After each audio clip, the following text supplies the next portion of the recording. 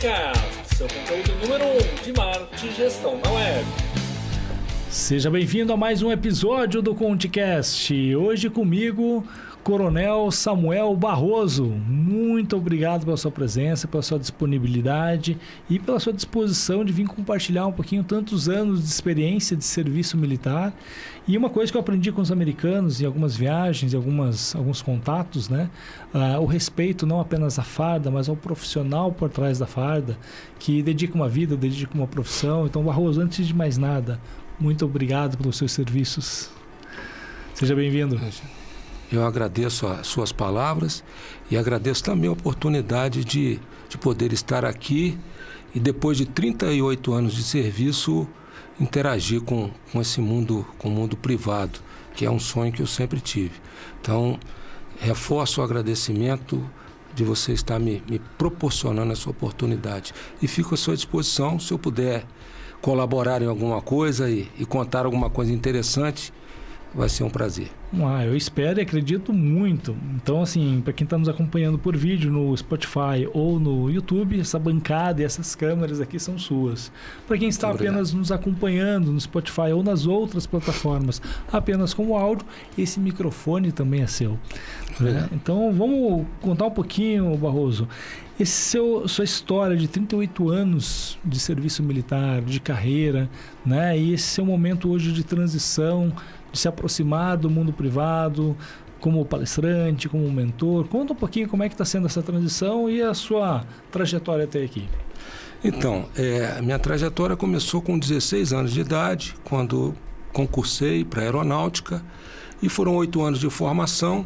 Me formei na Academia da Força Aérea, bacharelado em Ciências da Logística, com especialização em Intendência da Aeronáutica, ou seja, na área administrativa. Logo em seguida dessa formação, a gente é designado para as organizações militares. Eu inicialmente trabalhei 6 anos no Serviço Regional de Proteção ao Voo de São Paulo, no aeroporto de Congonhas. Depois eu vim aqui para Curitiba, 10 anos no segundo Centro Integrado de Defesa Aérea, que o pessoal que conhece como Base Aérea do Bacaxeri. Depois eu fui 2 anos para a Academia da Força Aérea, trabalhar também com planejamento e execução orçamentária. Retornei para Curitiba e foram mais 7 anos aqui de Curitiba, no segundo Centro Integrado 5 anos e 2 anos depois na Prefeitura de Aeronáutica. Nós temos uma prefeitura que ela coordena e administra os nossos próprios residenciais, né? Nós oferecemos o próprio residencial para o nosso militar, claro que mediante uma contribuição, e existe um setor próprio que faz isso. Então, ali a gente é designado prefeito, eu fui prefeito por 2 anos. Então, na área de controle do tráfego aéreo, eu trabalhei 17 anos. Depois foram 2 anos na Academia da Força Aérea e depois, para terminar, foram 3 anos na Fazenda da Aeronáutica. Não se assuste, a Aeronáutica tem uma fazenda, mas isso aí é o papo com uma próxima oportunidade, ou quem ficar muito curioso, no final aqui eu vou deixar minhas mídias sociais, a pessoa pode ir lá, que a gente tem uma história da fazenda e apresenta.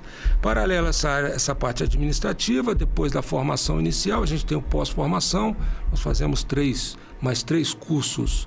É o curso de aperfeiçoamento, depois eu fiz o MBA de Gestão de Processos na Universidade Federal Fluminense e terminei com o curso de Estratégia e Liderança no Ministério da Defesa Argentina. Fiquei 1 ano lá em Buenos Aires, que seria no mundo civil, seria comparado a um doutorado. Então, a gente vai estudando e trabalhando aí de tempos em tempos a gente dá uma parada, faz 1 ano de estudos, retorna para a labuta do dia a dia, e aí foram 38 anos nessa caminhada. E passou como fosse um voo de cruzeiro. Sim. Até hoje eu ainda sonho ainda que eu estou fardado e trabalhando, mas a gente tem que olhar para frente. Que legal, parabéns pela jornada. E conta para nós, para quem está nos acompanhando aqui, Barroso, como tem sido compartilhar com o mundo do empreendedorismo, o mundo corporativo, né, o mundo dos treinamentos, essa vivência, essa experiência que você teve ao longo desses 38 anos, mas principalmente a sua visão desse mundo de desenvolvimento militar, de toda uma academia, com o mundo corporativo, né? Com quem está empreendendo, ou mesmo quem está desenvolvendo uma nova carreira. E você, nesse momento de mudança de carreira, né? Para mentor, palestrante, conta como tem sido aplicar essas visões. Talvez eu seja um pouco presunçoso de dizer que eu fui um privilegiado dentro do militarismo e principalmente na aeronáutica. Por quê? Talvez uma presunção. Porque eu tive a oportunidade e foi justamente nos meus 3 últimos anos na ativa de dirigir a Fazenda da Aeronáutica. Fazenda da Aeronáutica, apesar de ser um órgão público, Fazenda da Aeronáutica, ela é uma fazenda e ela executa basicamente atividades privadas, né? Então, antes disso, nos 35 anos iniciais, nós fomos muito cobrados e trabalhamos muito com estratégia, planejamento, definição de objetivo, foco, comprometimento, né? Disciplina, doutrina. Mas isso intramuros, ou seja, você trabalhando no dia a dia de uma execução orçamentária de um quartel, uma coisa muito focada nos processos internos da aeronáutica. Esses meus últimos 3 anos eu pude praticar tudo isso que eu já praticava dentro de intra-aeronáutica, ou seja, numa atividade tipicamente privada, né?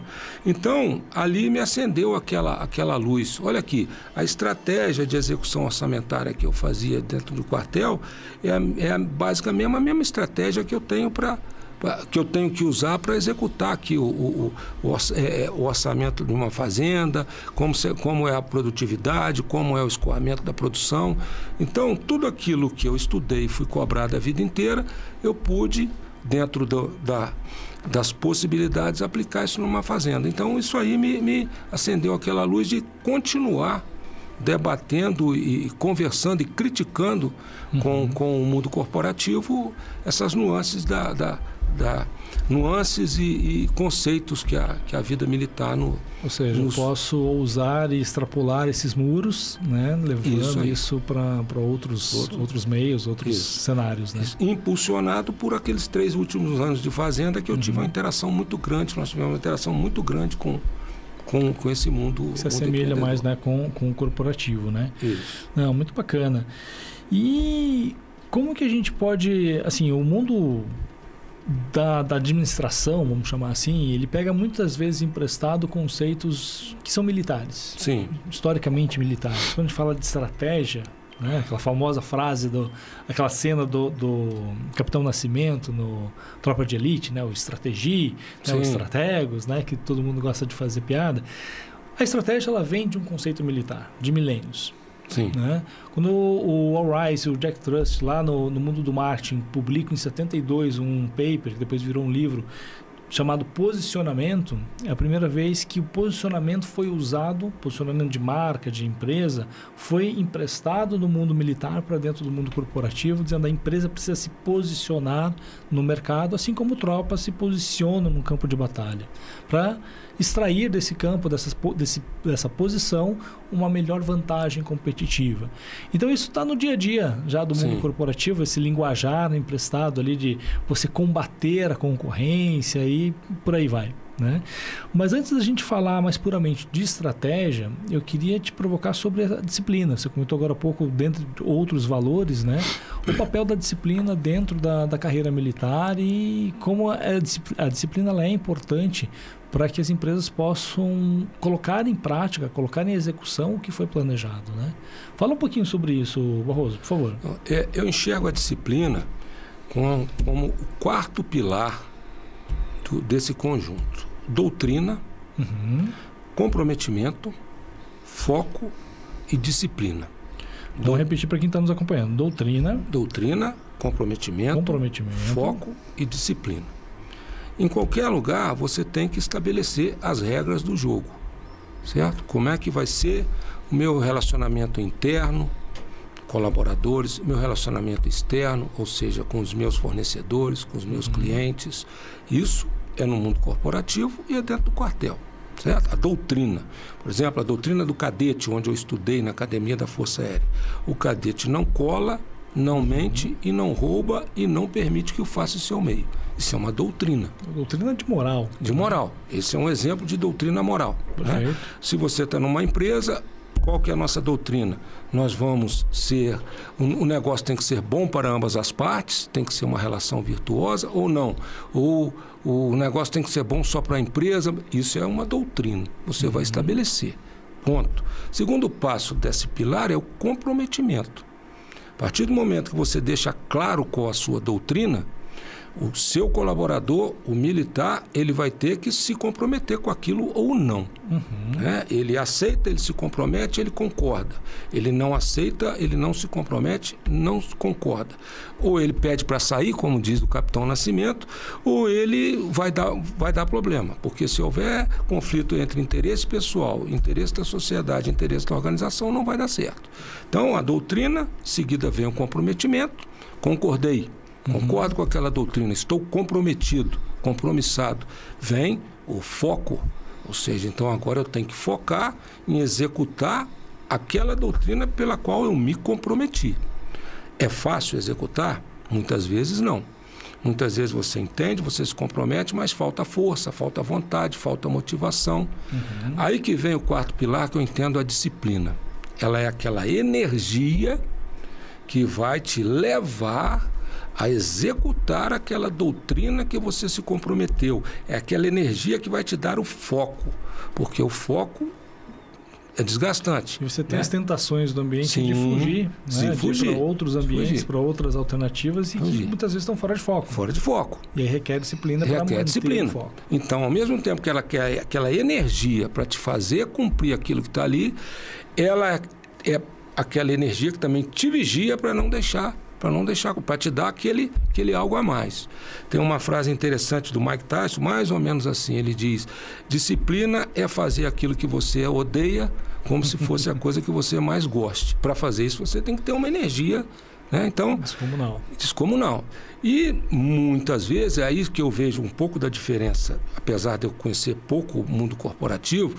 Se você não tem aquela força, não acorda aquele dia com aquela disciplina, você pode saber que dentro do quartel vai ter alguém para te dar aquele solavanco. Ó, meu filho, é por aqui, está errado aqui. Então, é fácil ter disciplina? Não. Faz parte de um outro conceito, Barreto, que é a unidade. Né? Sim. Então, quando a gente fala de composição, de posicionamento, de estratégia militar, a unidade, você manter a unidade da tropa, do time, ela é importante. E muitas vezes, poxa, minha energia caiu.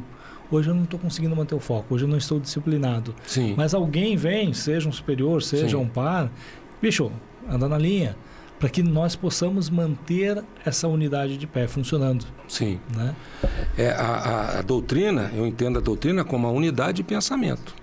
Todos ali têm que estar pensando igual e comprometidos com aquela que você acabou de falar, unidade de pensamento. E uma tropa militar, por que a tropa anda em forma que a gente chama?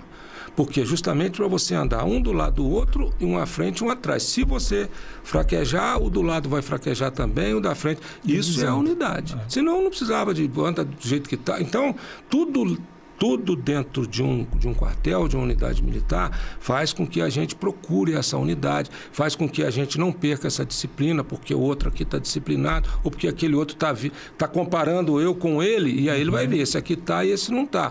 O terceiro que tem condições de cobrar. Então, é procurar essa unidade.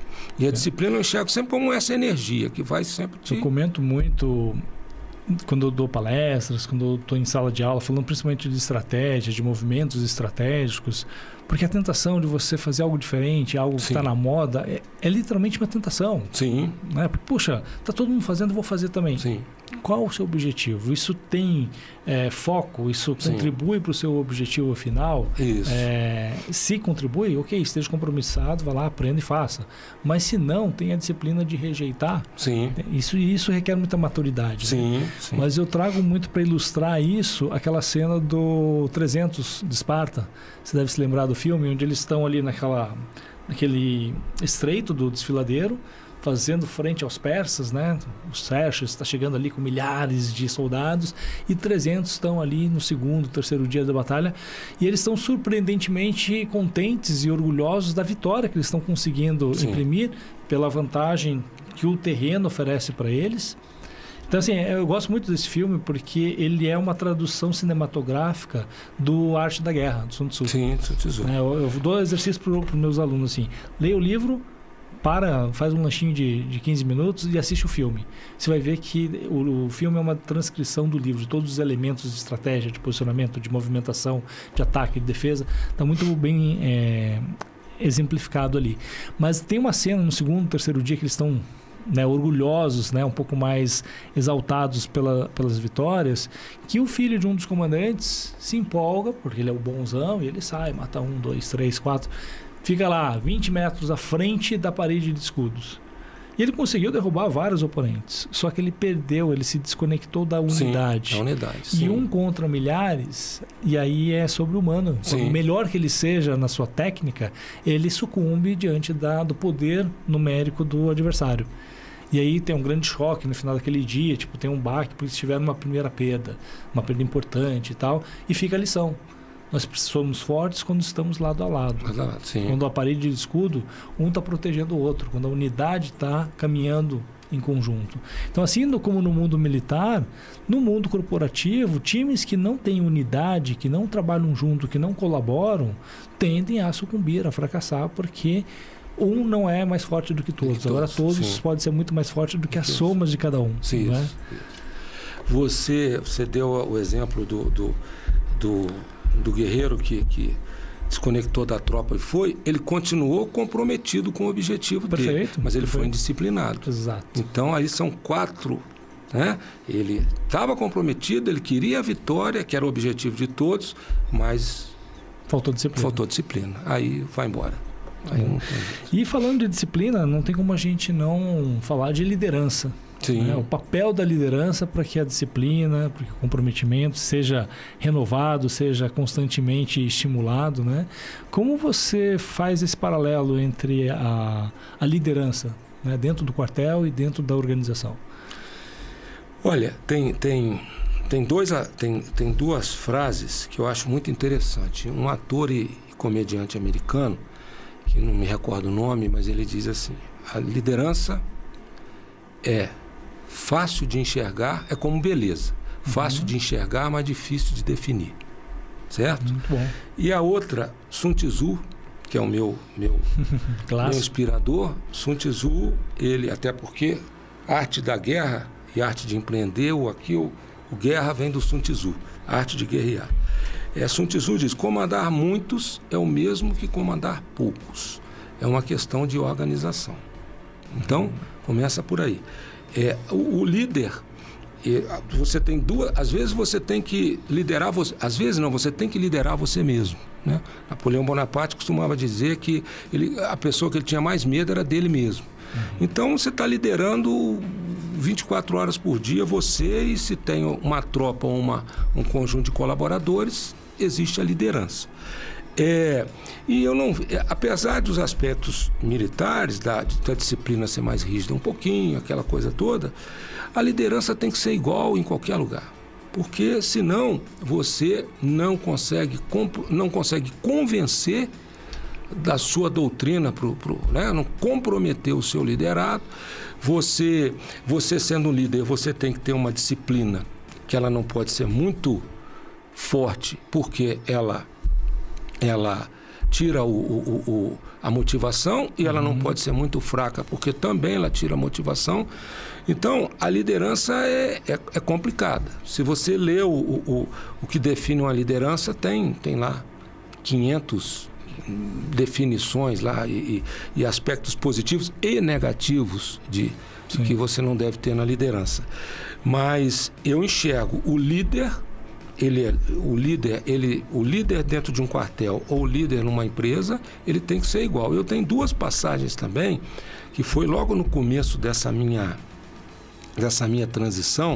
Em 2022, eu participei de um seminário da WTC, lá na FIENG, na Fiesp, desculpe, e o Marcel, eu não vou ousar falar o nome dele, o Marcel, que é o presidente do Conselho de Administração da Copel. Né? Sim, também não ouso falar porque tem muita consoante. Então, e ele falando de fusão e aquisição de companhias, fizeram uma pergunta para ele, assim, no caso de uma fusão, quem vai ser o líder, o CEO dessa nova empresa?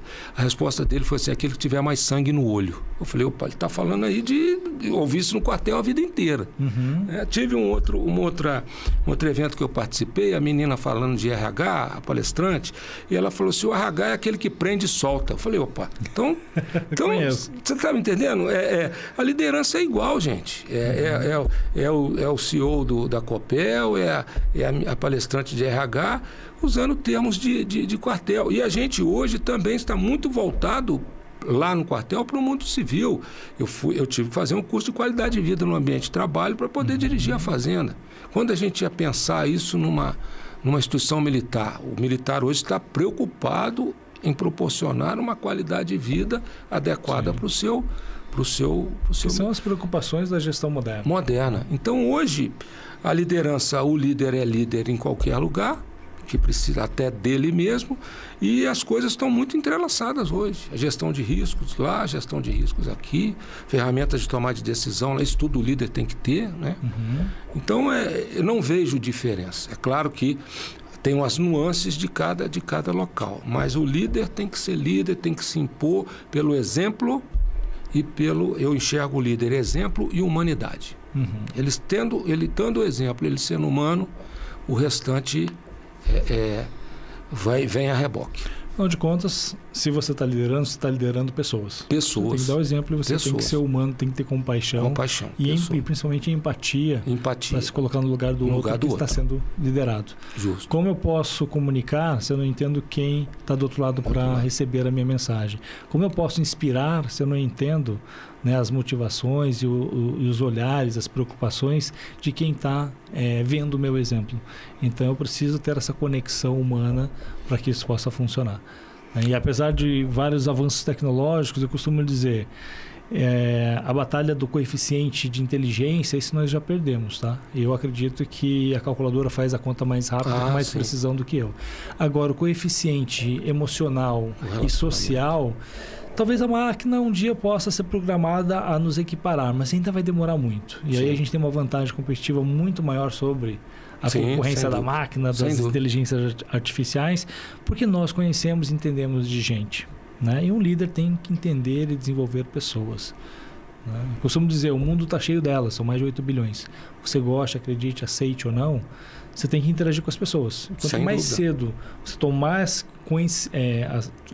cedo você tomar ciência disso e se movimentar para interagir melhor com as pessoas, mais cedo você começa a colher os frutos disso.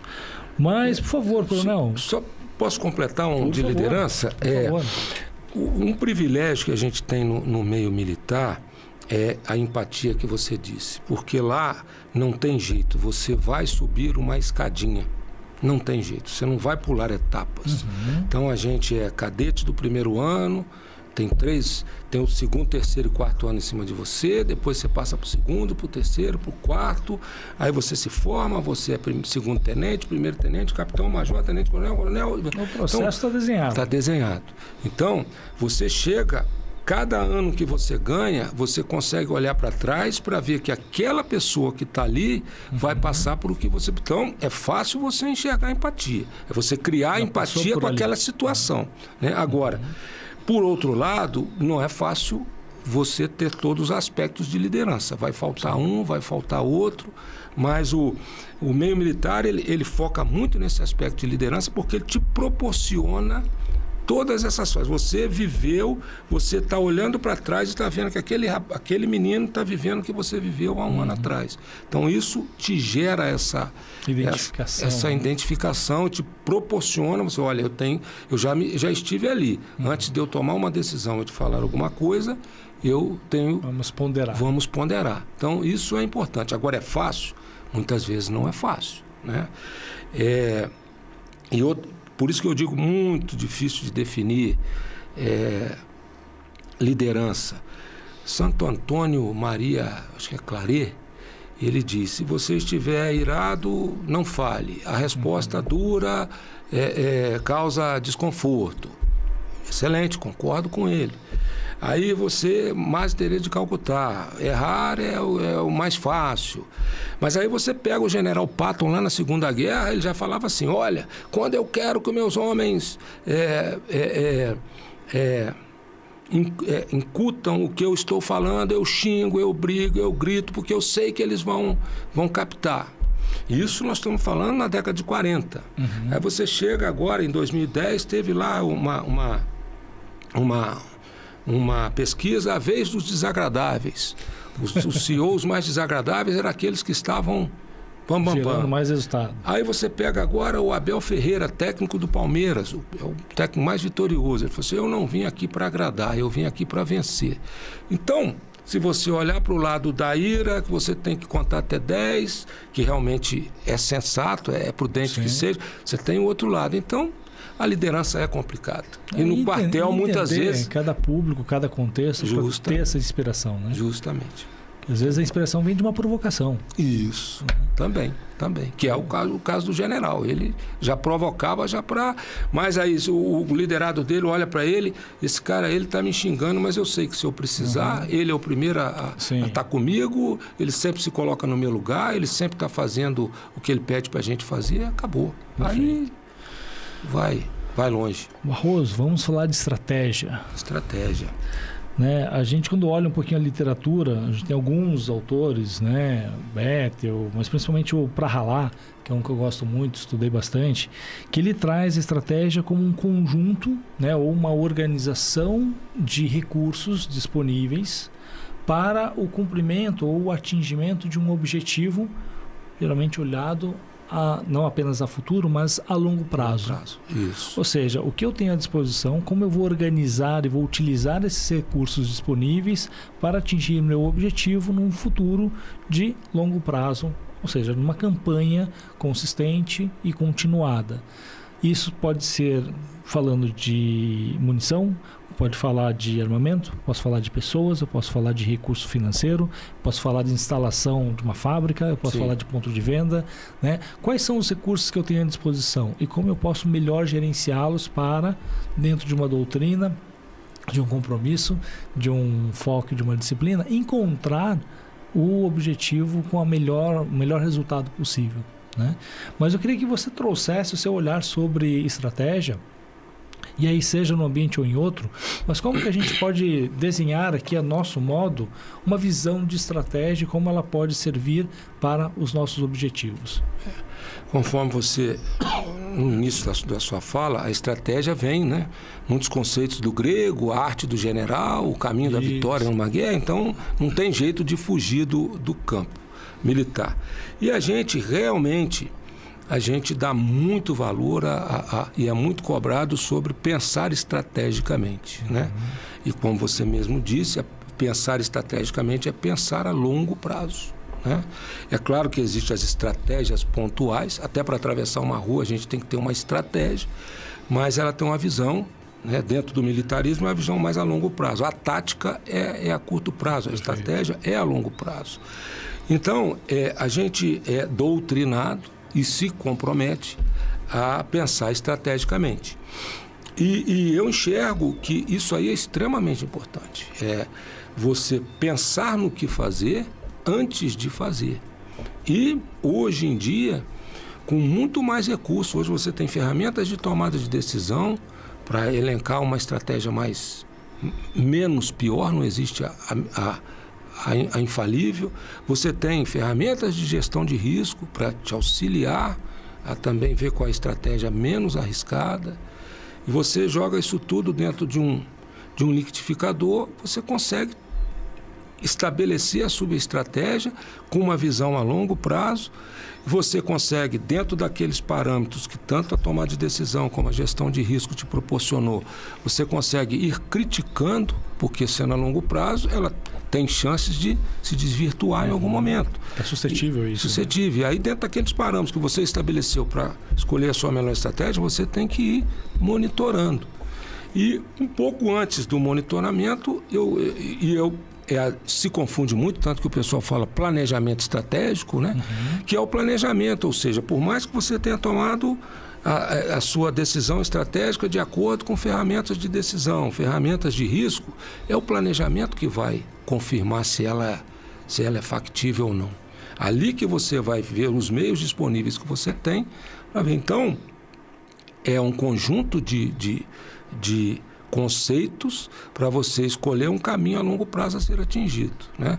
A gente diz muito isso, vencer uma batalha é importante, mas você tem que chegar no final vencendo a guerra, né? Exatamente. Talvez você tenha que entregar algumas batalhas para ser estrategicamente vencer aquela guerra, né? É a famosa teoria do Rocky Balboa, que ele apanha, chega no 12º assalto, aí ele bate, ele conquista a vitória, exausto, né? Mas qual é a estratégia dele? De conhecer, de mapear o adversário. Isso. Durante a luta, e ele oferece, né, ao corpo dele, me bate, deixa eu entender como é que você funciona. E agora eu vou cansar você, me bate mais.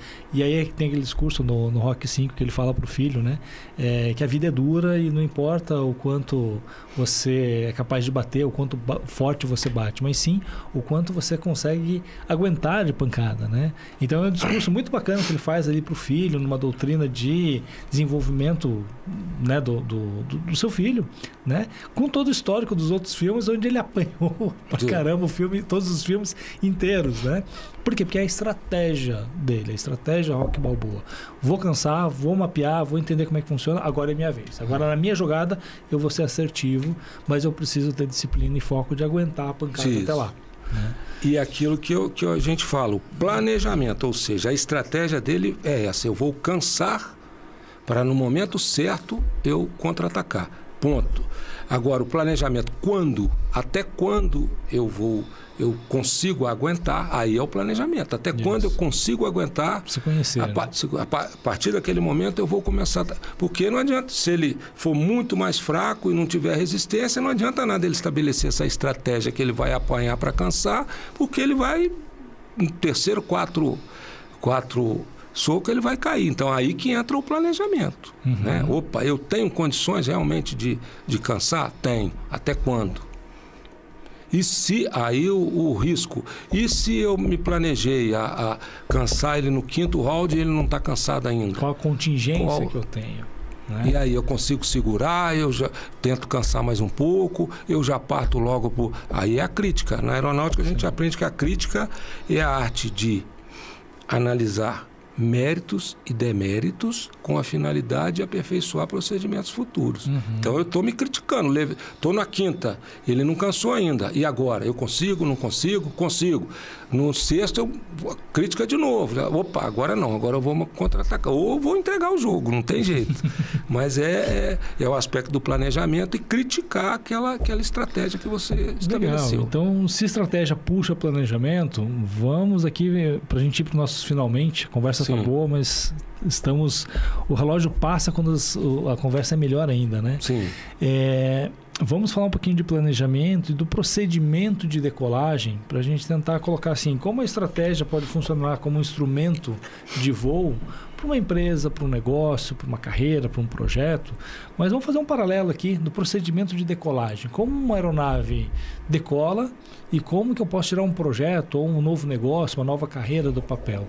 O que o piloto tem que fazer? Ele entra na aeronave, liga o motor, que nem a gente faz com o carro, com a moto, sai acelerando, depois coloca o cinto. Como é que é esse procedimento? Me dá a visão técnica para a gente desdobrar ela em cima da realidade corporativa. Não, um voo regular, ou seja, um voo oficial, né? Ele começa com um plano de voo. Voo pirata, agora o plano de voo. Começa fora da aeronave. Fora da aeronave, bem fora da aeronave. No mínimo 45 minutos antes da decolagem, esse plano de voo tem que estar na mão a gente chama da sala IS, que é onde vai receber. Esse plano de voo tem praticamente tudo, né? Qual é a velocidade de cruzeiro, qual é o nível que você vai voar, né? Se você tem ciência de onde você vai pousar, como é que está o aeródromo lá. O aeródromo tem um auxílio à navegação que está estragado, ou seja, aquele aparelho não vai auxiliar o avião a fazer aproximação. O seu avião tem um outro aparelho que, para linkar com aquele novo auxílio que vai ter lá para te ajudar a pousar. peso da aeronave, tudo está nesse plano de voo. Alternativa, ou seja, eu saí daqui com destino a Florianópolis. Quantidade de combustível, rota, nível, quantidade de pessoas a bordo, tripulação, carga, peso, tudo. Se der tudo errado, qual aeroporto de alternativa que eu vou pousar? Eu não posso colocar um aeroporto de alternativa em Mato Grosso do Sul. Eu tenho que colocar alguma coisa aqui, Joinville... que seja compatível com o tamanho da aeronave, do tamanho que da esteja próximo da rota, que eu tenha combustível adicional.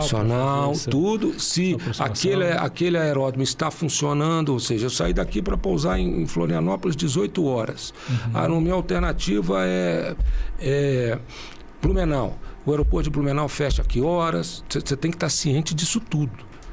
Para você, até para tirar o calço do avião, você informa. E aquele seu plano de voo, ele vai passar pelos órgãos para, geralmente, a maioria, se não tiver muita coisa ali fora do previsto, ele vai ser aprovado e aí sim você vai ser. Então, da hora que você ligar o motor, depois disso tudo, a hora que você ligar o motor, até a hora que você desligar o motor do outro lado, você vai estar orientado, vetorado pelo controle de tráfego aéreo. Mas tem que ter... Hoje, por ser uma coisa muito automatizada, o que você menos faz é a estratégia, porque você também, para sair daqui a Florianópolis, você já sabe quais são os níveis de voo permitidos, quais são as rotas já estão desenhadas. Tem o estabelecimento, né, de como a coisa funciona dentro do padrão. Agora, o planejamento está todo aqui. Né? E se você errar alguma coisa ali, se não tiver consequências, melhor ainda. Mas se for alguma coisa de combustível, vai acarretar um problema. O plano está feito, o piloto entrou na aeronave. O que ele faz? Liga o motor e decola? Não, ele tem que pedir autorização para ligar o motor. Ele pede autorização à torre de controle. Ou seja, tem uma liderança que está olhando os recursos, né? Quem está pousando, quem está decolando, quem está na vez. Quem está gerenciando. Quem já viajou para Congonhas e tentou sair de lá depois das 5 da tarde, durante a semana, principalmente nas quintas e sextas-feiras, sabe que você vai pegar fila para entrar na cabeceira da pista. Por quê? Porque tem um grande fluxo, um grande tráfego de aeronaves e alguém está controlando isso. Isso, que é o controle de tráfego aéreo, onde eu tive a oportunidade de trabalhar por 23 anos, lá em Congonhas e aqui em Curitiba. Claro que na retaguarda, no planejamento e execução orçamentária. É o que faz funcionar, né? Estamos ali no elo do processo. Tática, né, de definir o como fazer o voo, mas a estratégia que define o que fazer, o plano de voo, já está estabelecido. Está estabelecido. Né? O controle de voo tem...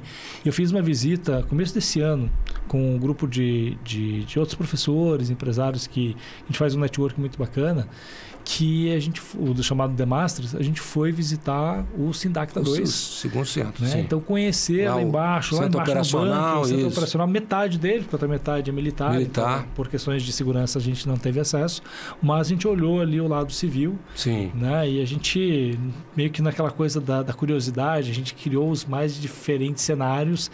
E se acontecer isso, se acontecer isso? E era, para nós, assim, tão encantador ver a prontidão da resposta na ponta da língua, porque tudo isso já foi pensado. Você está sendo criativo agora? Legal, mas isso aqui é rotina para nós. E se acontecer isso, procedimento A, B e C para chegar em tal situação. Então, provavelmente não vai acontecer, porque antes disso a gente vai fazer uma intervenção, vai ter tal situação. E a gente saiu ali, o coletivo saiu com o entendimento, puxa, é muito mais seguro voar agora que a gente entende como funciona o centro de controle de voo, com a comunicação com os aeroportos, aquela coisa do domo, de quem passa o bastão para quem. Puxa, eu vou entrar numa aeronave mais seguro, mais confiante agora, porque eu sei que tem esse time preparado aqui por trás, dando todo esse suporte. Né? E é o que uma empresa precisa, de ter um backstage, de ter um back office, que talvez não esteja no palco, não esteja na linha de frente, mas está dando, né, continuidade, está fornecendo suprimento para que o negócio possa fluir. Foi, justamente. Essa foi meu papel nos 23 anos que eu trabalhei na proteção ao voo, sempre ali na retaguarda. Bacana. Uma última pergunta, né? E aí, brincando com a sua experiência do controle de voo, brincando com as situações de combate e de pesquisa e de mapeamento de mercado. Tem um conceito que eu gosto muito no âmbito militar, que é a consciência situacional. Qual o papel disso, qual a importância e como ela pode fornecer, né, informação, visão para ter sucesso em algum objetivo, em alguma missão? Eu tive a oportunidade de fazer 2 cursos. Um aqui a gente chama de É um curso de gestão de crise, mas a gente fala como gestão de cabine, né? Que é se você tivesse num conflito ali, conflito dentro de uma cabine de voo, um conflito a nível de voo, né? Um problema, um aparelho que... E também o controlador, aquele que está na frente da tela. E fiz também um curso de gestão de crises na Argentina, justamente para a gente se preparar um pouquinho com relação a isso.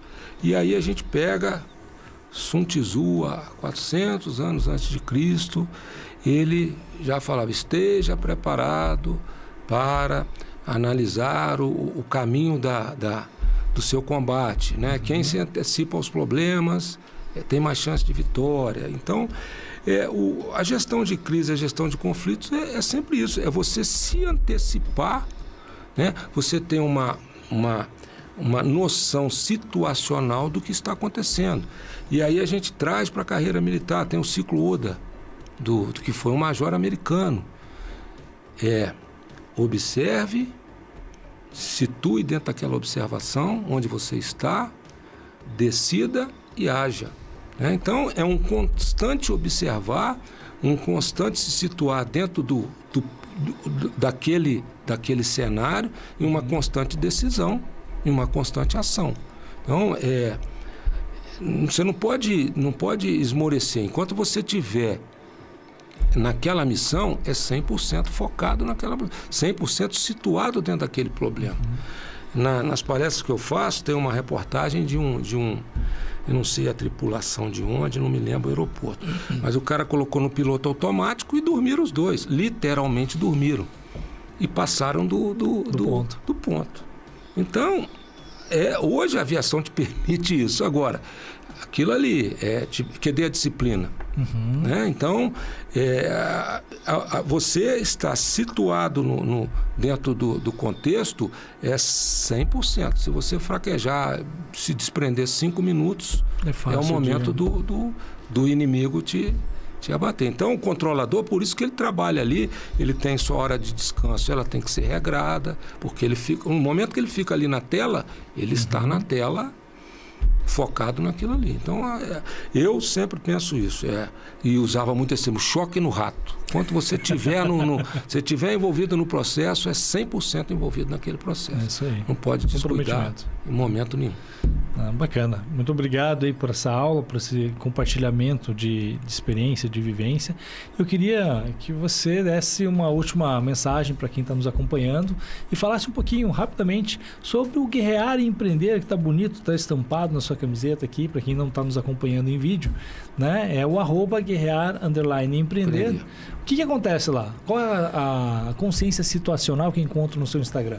Você vai encontrar lá questões de definição de objetivo, com criatividade e inovação.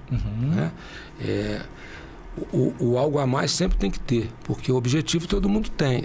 O objetivo igual ao seu, você pode ter vários. Se você não inovar, Sun Tzu já diz isso. Você não precisa de estar de olhos abertos para enxergar o sol. Você não precisa de estar de ouvidos afiados para ouvir o trovão. Bonito. Você tem simplesmente que enxergar o que ninguém está enxergando e ouvir o que ninguém está ouvindo. Né? Então, a arte da guerra é isso aí, é tentar contribuir com o mundo privado, tentar mostrar para que às vezes ele enxergue se ele está na zona de conforto, se ele precisa de sair dessa zona de conforto, enxergar se as experiências nossas do dia a dia, se elas são válidas para ele. Eu digo, até para atravessar uma rua você precisa de estratégia, planejamento, foco, só se concentrar.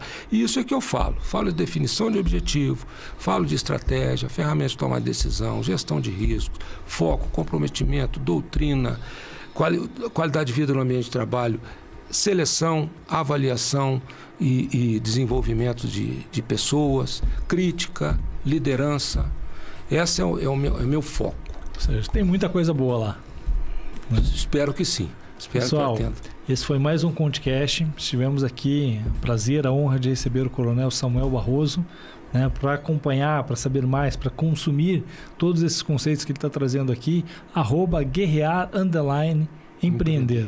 Né? Um Instagram recheado de vídeos. E ele é produtor de conteúdo, gente. Tem muita coisa boa lá. Eu estou seguindo desde que a gente se conheceu no evento e a gente vem trocando figurinhas ali. E tem muito insight, muito conceito que chama a atenção. Né? Muito bacana. Recapitulando, o que nós ouvimos muito entre vários conceitos de posicionamento, de estratégia, de liderança, mas fica aqui a missão, os 4 pilares que o Coronel Barroso nos trouxe, que é doutrina seguida de comprometimento, que não funciona se não houver foco para ser executado, e esses focos só é mantido se você conseguir imprimir uma disciplina. Então, com esses 4 balizadores, a gente consegue desenhar parte do caminho do sucesso? Seria isso? Sem dúvida. Como disse Almirante Barroso na guerra do Paraguai, sustente o fogo que a vitória é nossa. Perfeito. Sustente o fogo que a vitória é nossa. Foi mais um episódio do ConteCast. Eu espero você no próximo episódio. Obrigado por ter ficado até o final.